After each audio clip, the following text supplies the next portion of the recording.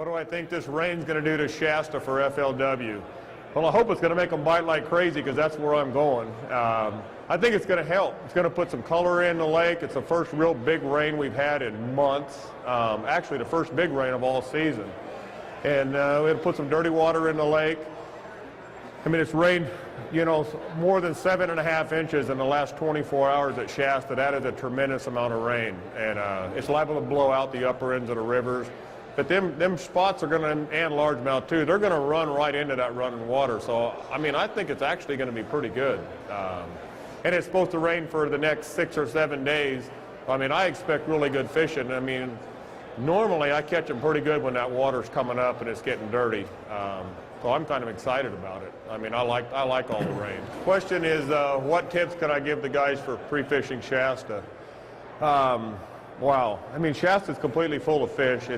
I really believe it's got world record spotted bass in it. It's got some really big largemouth in it too, but I mean, it's going to be dominated with spotted bass. And you know, low pressure with a lot of storms coming in, I mean, I gotta think it's going to really help the reaction bite. I think the swim bait bite's going to come on. I believe the spinnerbait bite's going to come on. I'm going to be able to catch some on a jerk bait. I think it's just going to bring the reaction bait bite alive. Where, you know, I did actually sneak up there last weekend and fished a couple of days, and the reaction bait bite really wasn't that good. It was a lot of Cincos, it was a lot of tubes, a lot of jigs. And the bite's really good. The bite is actually better than I've seen it the last couple of years up there for this time of year. So, I mean, everybody's going to catch fish. It's just who's going to catch the better ones. And, I mean, I'm looking forward to it. I mean, I like fishing in foul weather for a couple of reasons. One is it makes them shallow fish more aggressive and more active. And the next thing it does, you know, nobody really likes standing out in the rain all day, and so fishermen, you know, it gets with them. It gets in their head. You know, it sucks standing out there. It rained 5 inches today. That sucks. But the fish like it, and you know, and I like running down the bank throwing reaction baits. And the weather really doesn't bother me. Once I'm out there and I'm wet, you know. And I've got great rain gear, but I can't stand to wear a hood, so I usually have water go down the back of my neck. But I like it. I mean, it doesn't bother me.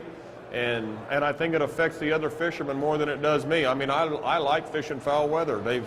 I mean, there's been a few things going on. Remember, you know, being this is made for Western bass, I mean, I had the old, quote, rain dance, you know, before the tournament started, because I wanted to see it rain. I want to see it get ugly because my fish bite better. So I'm all for it. How do I catch suspended bass? I tell you, I fish a lot for suspended fish, and I catch a lot of big ones on it too. That's why I like to fish for them. My favorite way is throwing top water over the top of them.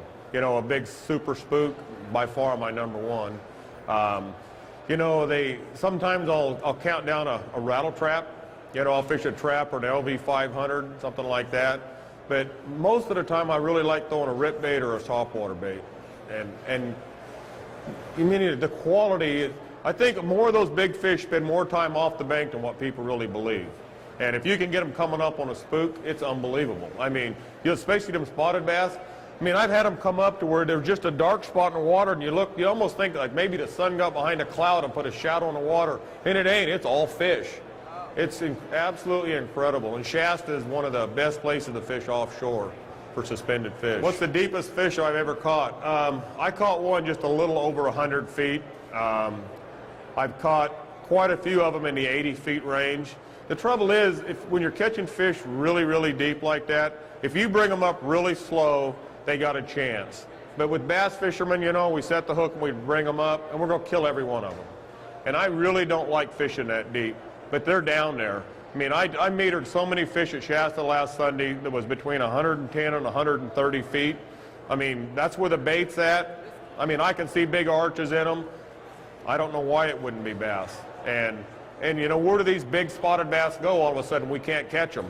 I believe a lot of them are down deep and are out suspended. But I've caught bass over 100 feet deep. And I just don't fish for them down there. It's really, really hard on the fish to try to catch fish. And I tell you, I'm a real big believer about deflating an air bladder, swim bladder on a fish. When I catch a fish deep and I'm in a tournament, if you're going to release him, fine, just release him. He'll go right back down. But if you're going to live well him, take a needle, you know, you know, give him some relief, release some of that air out of him, and he'll be in good shape at the end of the day. Question is the Alabama rig good for tournament bass fishing? I'll tell you, for right now, it's gonna level the playing field out. That rig it's so deadly right now because they haven't seen it, they're not conditioned to it, and it catches them. I mean, there's no doubt about it. And I think a lot of the reason that it's banned in the elites is, I mean, a lot of the guys didn't want it used. I mean, I think it's gonna, you know, level the playing field out a little bit.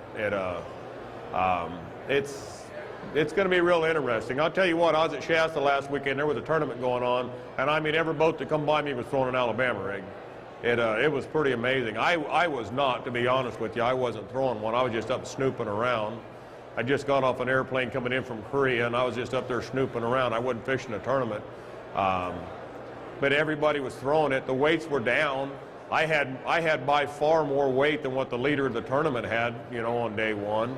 So I don't know. I don't think it's a cure-all deal, but it's definitely going to catch a bunch of fish.